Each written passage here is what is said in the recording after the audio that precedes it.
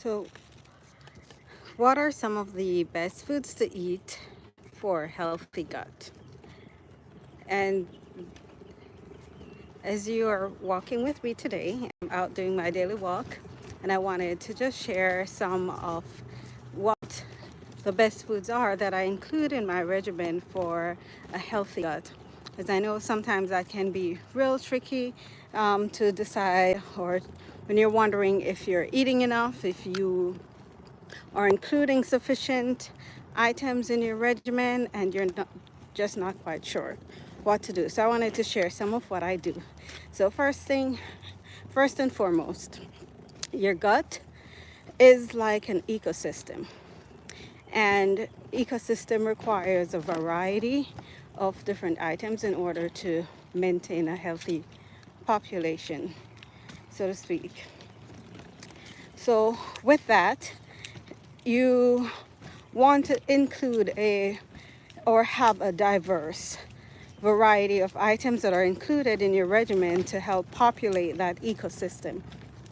And the reason for that is that the gut is also made up of bacteria, like a lot of bacteria.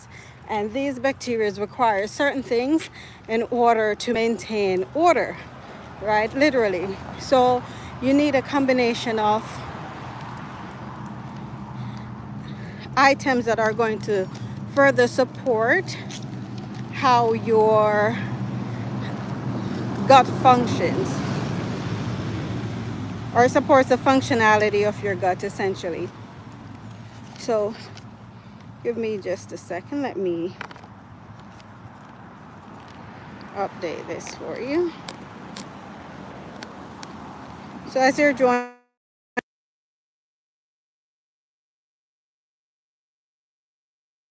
what are some of the things that you include in your regimen to ensure that your gut is optimized? So some of the things that you want to include, or that I include in my regimen for a healthy gut, are things like probiotics. Now, probiotics are going to help to introduce good bacteria into your ecosystem, your gut, so that it can perform at its best.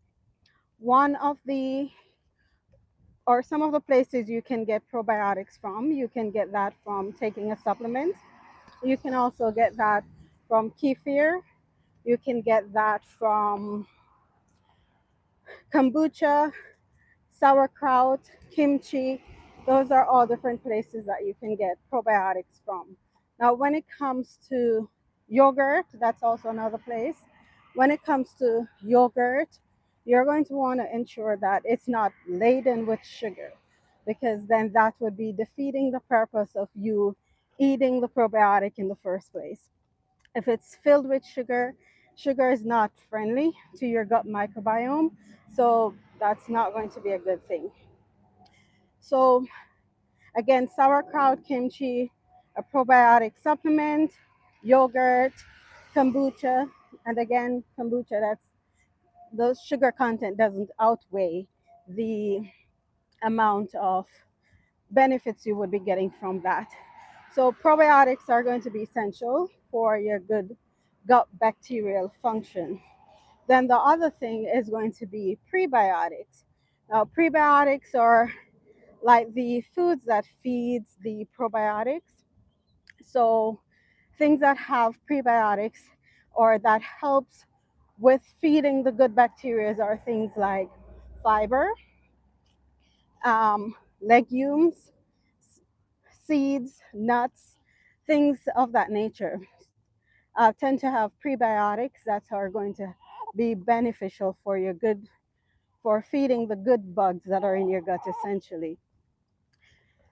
So as I mentioned, I'm walking, doing my daily walk. If you've seen my previous video, you know that I'm postpartum. So I have my little ones here and we're out walking. Um, so those are some of the things that I include in my regimen. And for legumes, you want to include things like lentils, chickpeas, chickpeas, Different beans of varying sorts. Those are all good probiotics for taking, for including into your regimen. I see you, Tatania. Yes, um, yes, we go for daily walks, and that's also important for your gut microbiome as well. It's not just what you eat, but it's also what you do to help your body in the process of digestion. Black eyed peas. Seems like you're a fan of black eyed peas. Give me just a moment. Let me get my little one here.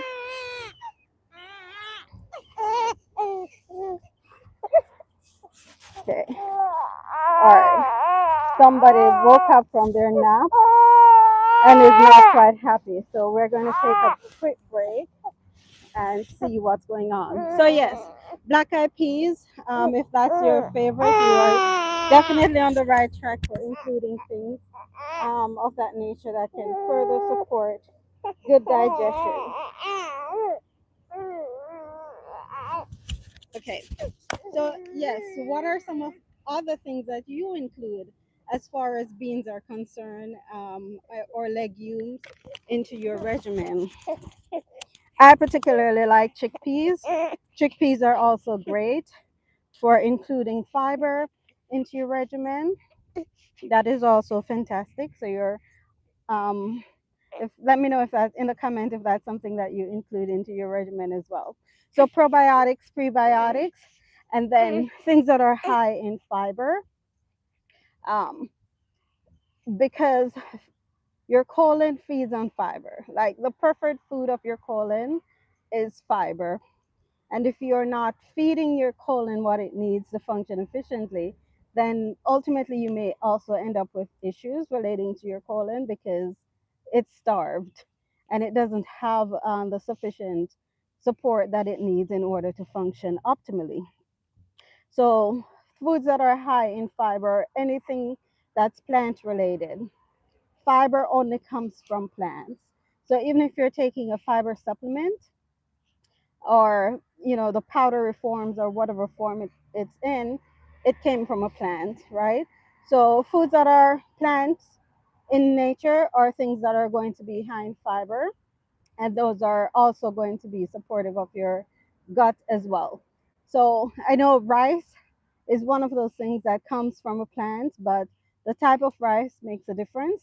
So, for example, brown rice versus white rice versus wild rice, right? It won't all give you the same benefits. But at the same time, rice usually requires a certain preparation in order for you not to have adverse effects from it. So, for white rice, for example, or brown rice, even brown rice, it tends to be high in arsenic, and arsenic is not, in high amounts, is not good for the body in one way or another. So, awesome. I see you say you know much about nutrition. That's fantastic. So, Sylvia, so that's awesome. So, a particular way of preparing rice to ensure that you're eliminating arsenic from there to not have that buildup of toxin in your body is something that you would have to look into if rice is your preferred grain. But there are tons of other grains out there. There is barley, uh, buckwheat, farro, uh, millet, quinoa. There are so many other grains out there that you can include in your regimen for fiber as well. So, some of the things again to recap that are good for improving or helping you with a healthy gut, or that I include in my regimen for a healthy gut. I do prebiotics, probiotics, um, and then probiotics again. We talked about the different foods that are high in prebiotics, and those help to nourish your gut microbiome. Now, when it comes to just overall things that are good for your gut, it's not just things that you are including, but also things that you may also not want to overindulge in. So, excess alcohol, that's not going to be good for your gut lining. excess sugar is also not going to be good for your gut lining. And then not just things that you eat, but also activities, daily activities. So if you are eating and drinking a lot of fluids, that's not necessarily good for or the in the making for a healthy gut, right? Because you're diluting the digestive enzymes and hydrochloric acid and different things like that that your body needs in order to help with digestion. So paying a particular attention to lifestyle activities is also important. Ensuring that you get adequate sleep is also going to be important, as well as giving your body sufficient time to digest once you eat. So that's also a key component in having a healthy gut. It's not just what you eat, but it's what you do before and after you eat, and then also the things that you include in your lifestyle. Walking, as we were doing just now before I took a break. Walking is also good because it helps to stimulate what they call peristalsis, or movements of your bowel, so you can have good bowel movements. So walking is great for helping with gut health as well, and to help with the good foods that you're putting in. So it's one thing to put good foods in, but it's another thing to support your body once those foods are in. So walking is great, allowing your body ample time for it to digest so properly before going to sleep. So 2 to 3 hours, depending on what you eat. If you eat something more robust, you may want to give your body more time to allow for ample or proper digestion. So prebiotics, probiotics, foods that are high in fiber, and then paying attention to what you do before and after you sleep, before and after you eat, and also ensuring that you get adequate sleep. The other component to helping with that is stress. Um, you can eat, have the different prebiotics, probiotics, fiber, but when you sit down to eat, you're so stressed that your body cannot properly digest the foods that you're eating, because it's in that fight or flight state, especially if you're anxious or stressed or overwhelmed for one reason or another. That will not aid or help the process of digestion. So help paying attention to that. Yes, Sylvia, I see you mentioned fermented foods. So yes, what fermented foods do you like? Are you a fan of kimchi, sauerkraut? What is it that you include in your regimen?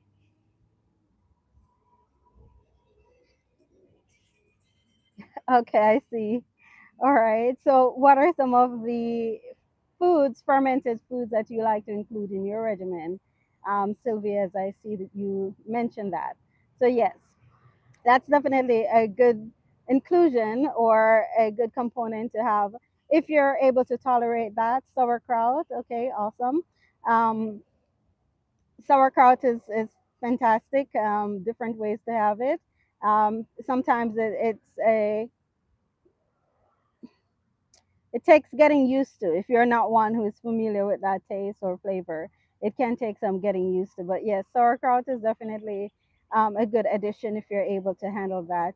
Yogurt, again, as we mentioned that earlier, ensuring that it doesn't have it for one has um, live cultures, so ensuring that the yogurt you're eating has live cultures, and then two, ensuring that it's not laden with added sugar. If you're eating a yogurt and it has more than, I particularly, if I'm getting yogurt, I usually do plain. And if I am getting one that has any sweetness to it, it has to be natural sweeteners. So if it has fruits or things like that, or it has to have less than 6 grams of sugar for me to even put my eyes on it. You too? Okay, awesome, fantastic. So yes, if it has like 13 grams, 26 grams, anything in that region, I reconsider whether or not that's a yogurt I'm going to include in my regimen. So I appreciate you taking the time to join me on my walk today as we talk about healthy foods that are good for the gut.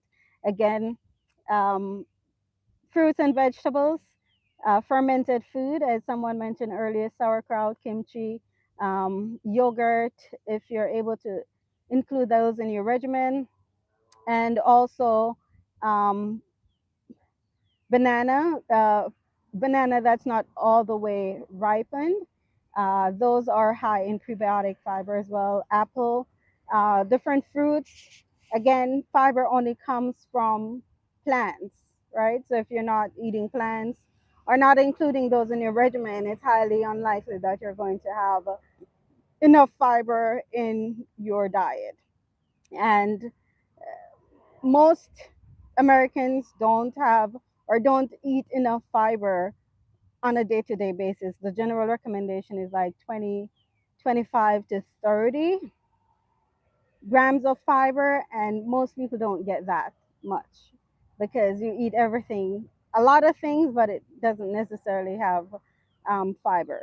And again, the preferred food of the colon is fiber. That's what it needs in order to function efficiently, for lack of better words. And then that also helps with cholesterol, believe it or not, because cholesterol binds to fiber, and when you poop it out, you are literally pooping out excess cholesterol out of your body. So there goes that. All right. So again, thank you for joining me. I may do other lives like this during my walks, providing that my walking companion allows that. I hope you have a fantastic day. I'm going to put this together in a video that is more comprehensive, and that is less interruptive. But again, thank you for joining. Thank you for participating. And I hope you have a fantastic rest of your day.